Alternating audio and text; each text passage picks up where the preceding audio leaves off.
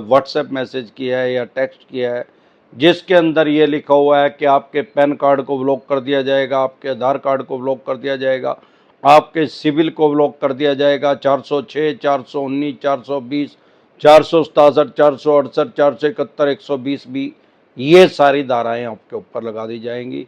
आपके फ़ोन को ट्रैक किया जाएगा, आपके नियर बाय पुलिस स्टेशन में कंप्लेंट कर दी जाएगी, रजिस्टर्ड कर दी जाएगी, आपकी FIR लॉज हो जाएगी, आपका पर्चा दर्ज हो जाएगा, आपको पुलिस उठा लेगी और आपको जेल में डाल देगी। इस बारे में हम विस्तार से बात करेंगे। जैसा कि आप अपनी स्क्रीन पे देख रहे हैं, ये सभी बातें लिखी हुई आ रही हैं। हमारे क्लाइंट के पास आया है, ये व्हाट्सएप पे मैसेज आया है, तो ये सारा स्क्रीनशॉट लेके मेरी टीम ने डाल दिया है। अब लोग कहते हैं सर आप इतनी वीडियो कैसे बना देते हो, 3000 वीडियो कैसे बना दी। अरे हजारों आदमी हमारे साथ हर रोज नए जुड़ जाते हैं यार। जो भी ज़्यादा लोगों की ज़्यादा जिस दिन आज की डेट में जो ज़्यादा प्रॉब्लम है लोगों की, उसी टॉपिक पे उसी विषय पे हम वीडियो बना देते हैं। बाकी बैंकिंग तो हमारे माइंड में खोपड़े में सेव हो ही रही है, तुरंत प्रभाव से बताओ और समझा देते हैं। साथियों पैसे हैं तो इनके पैसे दे दे और मरे हुए सांप को अपने गले से निकाल दे। नहीं पैसे हैं तो राहु केतु ग्रह तो क्या करेगा, दुनिया का कोई ग्रह धरती पे आके आपका कुछ नहीं बिगाड़ सकता। और ये चवन्नी छाप तो सौदा ही कुछ नहीं है, इनका ही अमरात तो बैठे ही है। साथियों सबसे पहले आप एक बात समझेंगे कि अगर कोई भी बैंक NBFC कंपनी ऐसा आपके पास नोटिस भेज रहा है, मेल भेज रहा है, व्हाट्सएप कर रहा है, टेक्स्ट मैसेज कर रहा है, कभी भी कोर्ट से व्हाट्सएप मैसेज नहीं आता, ना ही कोर्ट से डायरेक्ट मेल आती है, और ना ही EMI डिफॉल्ट होने से ऑटोमेटिक ही कोर्ट में केस हो जाता है। हमारे देश में लगभग 6 करोड़ आदमियों के लोन डिफॉल्ट हो रहे हैं और उसमें 70% जो हैं वो क्रेडिट कार्ड के हैं। आम आदमी जो है वो क्रेडिट कार्ड को लोन समझता ही नहीं, उसको क्रेडिट कार्ड ही समझता है। अरे भाई क्रेडिट कार्ड भी प्री अप्रूव्ड लोन है। जितनी भी इन्होंने आपको लिमिट दे रखी है, आपको 1 लाख की दे रखी है, चाहे 10 लाख की, चाहे 50 लाख की, डज नॉट मैटर, उतना ही आपका प्री अप्रूव्ड लोन है, वो पर्सनल लोन है। और सबसे खतरनाक लोन है, सबसे ज्यादा उसमें ब्याज लेते हैं, जो कि कहते हैं बिना ब्याज के पैसे मिलेंगे। 60% तक मिनिमम के नाम से इंटरेस्ट ले रहे हैं लोग। भगवान ना करे टाइम पे नहीं दिए गए तो ब्याज पेनल्टी जुर्माना लगा के 160% भी कर देते हैं। अब इस सिनेरियो में क्या हो रहा है कि जैसे 6 करोड़ के करीब लोन डिफॉल्ट हो गए, अब सारे केस तो कोर्ट में गए नहीं भाई।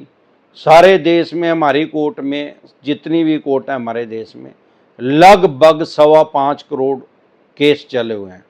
अब सवाल ये है कि वो 5.25 करोड़ जो केस हैं वो सारे लोन के तो है नहीं, रेप का भी है, कत्ल का भी है, अटेम्प्ट टू मर्डर का भी है, चोरी का भी है, डकैती का भी है, दहेज का भी है, तलाक का भी है, और अन्य 50 तरह के केस चले हुए हैं, लोगों के जमीन जायदाद से रिलेटेड चले हुए हैं। अब वो 6 करोड़ केस क्यों नहीं चले? इसका मतलब कहने का भाव ये है हमारा कि लोन की EMI डिफॉल्ट होने से डायरेक्ट केस नहीं होता। बैंक या NBFC कंपनी आपके ऊपर केस कर सकते हैं, डायरेक्ट थाने में FIR लॉज नहीं कर सकते, पर्चा दर्ज नहीं कर सकते। आपके खिलाफ बैंक या NBFC कंपनी कोर्ट में केस कर सकते हैं, वो भी 3 महीने के बाद, जब आपका लोन NPA में चला जाएगा। और कोर्ट में केस कोई 302 का नहीं कर सकते, या तो चेक बाउंस का, या ICS बाउंस का, या रिकवरी के लिए, बस दैट्स ऑल। इसके अलावा और कोई केस नहीं कर सकते कोर्ट में। अब सवाल ये आता है कि 406, 419, 420, 467, 468, 471, 120 भी, इसका मतलब क्या है? अरे 406 का मतलब है अमानत में खयानत। अरे भाई अमानत में खयानत तो हो कैसे गई भाई? बैंक ने आपको लोन दिया, अमानत में खयानत का मतलब क्या है? डेफिनेशन क्या है, परिभाषा क्या है उसकी? भाई आपने कोई किसी से सामान लिया विश्वास पे और आपने उसको सेल कर दिया, या कहीं छिपा दिया, या खुर्द बुर्द कर दिया, नष्ट कर दिया उसको। अब सवाल ये आता है अगर आपने लोन लिया तो कहां छिपा दिया, कहां खुर्द बुर्द कर दिया, कहां उड़ा दिया उसको, कहां सेल कर दिया उस लोन को? तो ये धारा आपके ऊपर लग ही नहीं सकती, कॉमन सेंस की बात है। 419, 420 ये तो सारी दुनिया को पता है यार, सारे देश में, क्या दुनिया ने दूसरे देशों नहीं पता। ये तो फोर्जरी की धारा है 420 जो है, ठगी की है। अब ठगी हुई कैसे? अरे भाई ठगी तो ही नहीं, आपने लोन अप्लाई किया तो उन्होंने लोन दे दिया, नहीं भी अप्लाई किया उन्होंने ऑफर करी सामने से, आपने लोन ले लिया, तो ठगी क्या होगी उसमें? कोई फोर्जरी तो तब मानी जाएगी आपने कोई फेक डॉक्यूमेंट्स दे दियो जब लोन लिया था, फिर तो 420 हो सकती है, अदरवाइज 420 लग ही नहीं सकती। 10,000 में से किसी एक आदमी ने फेक डॉक्यूमेंट्स दिया होगा, बाकी ने तो दिया ही नहीं, उस पर लग ही नहीं सकती, उसको भी हटा दो। अब आ गई 467, 468, ये धारा क्या कहती है? फर्जी दस्तावेज तैयार करना। अरे भाई इसमें 10 साल की सजा का प्रावधान, अगर किसी ने फर्जी दस्तावेज फेक डॉक्यूमेंट्स देके लोन ले लिया तो। अब 10,000 में से सिर्फ एक आदमी ने लोन लिया, ऐसे 9,999 आदमी ने तो लोन नहीं लिया, ऐसे कोई फेक डॉक्यूमेंट्स दिए नहीं, कोई फर्जी दस्तावेज तैयार करवा के बैंक एनबीएफसी कंपनी को दिया नहीं, तो 467, 468 नहीं लग सकती। अब आ गई 120B, 2 या 2 से अधिक आदमी जब कोई षड्यंत्र रच के है या रचने की कोशिश करते हैं तो उनके ऊपर 120B लग जाती है, षड्यंत्र रचने की। अब सवाल यह आता है कि एक आदमी ने लोन लिया किसी बैंक एनबीएफसी कंपनी से, तो 2 या 2 से अधिक आदमी कहां से आ गए उसमें?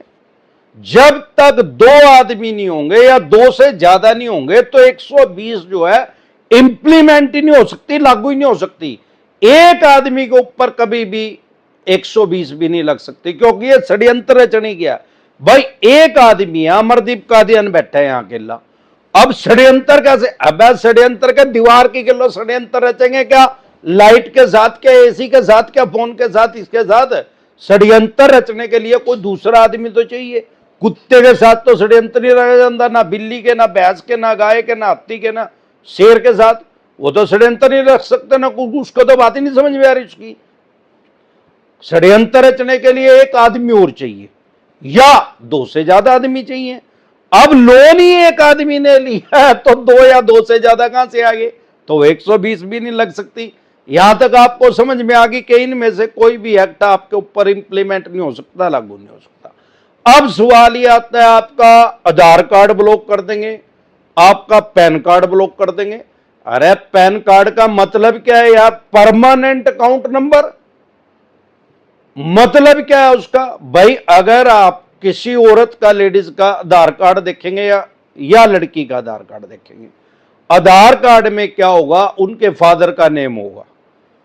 अब जब उनकी शादी हो जाएगी तो फिर हस्बैंड का नेम आ जाएगा, लेकिन पैन कार्ड में क्या होगा? फादर का नेम होगा। वो लड़की जब तक जिएगी, जब तक वो हरिद्वार जाएगी, उसके बाप का ही नाम लिखा रहेगा उसमें, फादर का ही नेम लिखा रहेगा उसमें। क्यों? क्योंकि वो परमानेंट अकाउंट नंबर है, लाइफ में, जिंदगी में सिर्फ एक बार मिलता है। भाई कोई औरत की, किसी लड़की की शादी होगी, भगवान ना करे उसने तलाक कर लिया, या बहुत सी एक्ट्रेस हैं वो 2-2, 3-3 शादियां कर रही हैं, तो फिर 2-2, 3-3 आदमियों के नाम आएंगे उसमें। भाई आदमी तो चेंज हो सकता है, हस्बैंड तो चेंज हो सकता है, लेकिन बाप तो चेंज नहीं हो सकता ना। फादर तो एक ही बार बना है, एक ही है, 5 बाप तो नहीं हो सकते ना। तो वो एक फादर है, उसी का नाम लिखा गया, परमानेंट अकाउंट नंबर हो गया, उसको शॉर्ट में पैन बोलते हैं। तो पैन नंबर जो है वो भारत सरकार ने आपको दिया है, इन उठाई ने थोड़ी दिया है जो इसको ब्लॉक कर देंगे। अब आगे आधार कार्ड, अरे तो यूनिक आईडी है यार, सारी दुनिया के अंदर भी ऐसी कोई आईडी नहीं है किसी भी आदमी की। ये तो हमारी आंखें भी स्कैन हो रही हैं, हाथ भी हो रहे हैं, इसमें हर चीज स्कैन हो रही है, फेस भी हो रहा है। अब तो ऐसे स्कैनर लगा दिए हैं तो फेस से ही स्कैन करने लग गए हैं, लेकिन वो आधार से कार्ड से कनेक्ट है, जब तो स्कैन कर पा रहे हैं। अब उसको ये ब्लॉक कर देंगे। उसको कैसे ब्लॉक कर देंगे? उसको अपने आधार कार्ड को ही आप ब्लॉक नहीं कर सकते, ये तो टाइगर कौन कर देगा? आप अपने आधार कार्ड में बगैर अपने नंबर के उसमें कुछ चेंज नहीं कर सकते। वो हाईली सिक्योरिटी में है भारत सरकार की, उसमें कोई छेड़छाड़ नहीं कर सकता, तो उसमें कुछ कर ही नहीं सकते। अब आ गया सिविल। अब सिविल को ब्लॉक कैसे करेंगे? बेवकूफ बना रहे हैं पब्लिक का।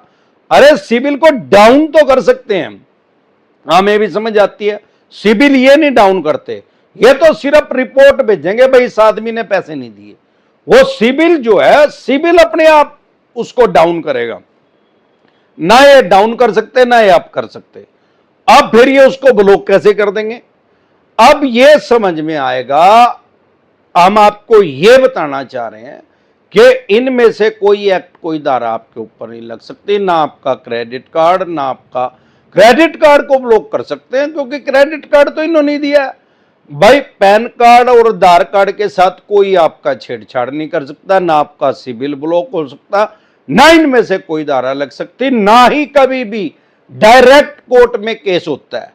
उसके लिए भी अगर बैंक एनबीएफसी कंपनी को आपके ऊपर केस करना भी है तो भी आपको नोटिस इशू करना पड़ेगा, चेक बाउंस का या आईसीएस बाउंस का केस करना भी है, भले ही आपकी 5 ईएमआई डिफॉल्ट होगी या 25 होगी, बगैर नोटिस इशू किए आपके ऊपर केस नहीं हो सकता। आपको इंटीमेट करना पड़ेगा, आपको बताना पड़ेगा, वो अमाउंट बताना पड़ेगा, भाई इतने अमाउंट का चेक बाउंस हो गया, इतनी प्याज पेनल्टी जुर्माना लगा के इतने हो गए, इतने पैसे आप दे दो। आपको 15 दिन का टाइम देना पड़ेगा, 15 डे का। अगर आपने वो पैसा नहीं दिया, चाहे सीएस बाउंस का भी है, उसमें भी सेम है, दोनों सिमिलर हैं, तो 15 दिन का उसमें टाइम देना पड़ेगा। आपने पैसा नहीं दिया तो आपको फिर 1 महीने के अंदर अंदर, पहले 15 दिन का आपको टाइम दे दिया, फिर उसके बाद 1 महीने के अंदर अंदर आपके ऊपर चेक बाउंस का या ईसीएस बाउंस का केस कर सकते हैं, यानी टोटल 45 दिन के अंदर। अगर 45 दिन के अंदर नहीं किया या आपको नोटिस ही नहीं दिया, डायरेक्ट केस कर दिया, तो वो इनवैलिड है, इनलीगल है, गैर कानूनी है, उसकी कोई वैल्यू नहीं है।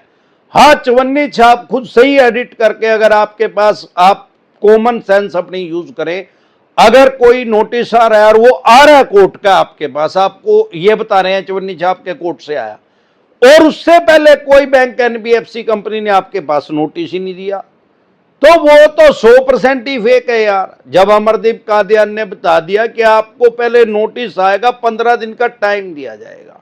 अरे यहां वर्ल्ड की सबसे बड़ी डेमोक्रेसी है, दुनिया का सबसे बड़ा लोकतंत्र है। यहां तो भगवान ना करे अमरदीप कादियान ने किसी को मार दिया और मेरे को मृत्यु दंड की सजा होगी, फांसी की होगी, फांसी देने से पहले डेथ वारंट के ऊपर मेरे साइन चाहिए। जिसको डेथ दी जाएगी उसके भी साइन चाहिए उस डेथ वारंट के ऊपर। जज साहब के, उसके तो जेलर के तो चाहिएंगे और आदमियों के, लेकिन उसके भी चाहिएंगे। अब सवाल यह है कि वो अमरदीप कादियान तो करेगा नहीं, लेकिन उसके हाथ पकड़ के साइन करवाए जाएंगे। अगर अमरदीप कादियान अनपढ़ होगा तो उसके अंगूठा लगवाया जाएगा, ओएसवी की जाएगी, ओरिजिनल सीन वेरिफिकेशन। तो इस तरह से आप अपने राइट्स और अधिकार जान ले। डेमोक्रेसी में ऐसा कभी नहीं होता। एक बार जोर से मिलकर नारा लगाएंगे, जय ससुराल वालों की जय।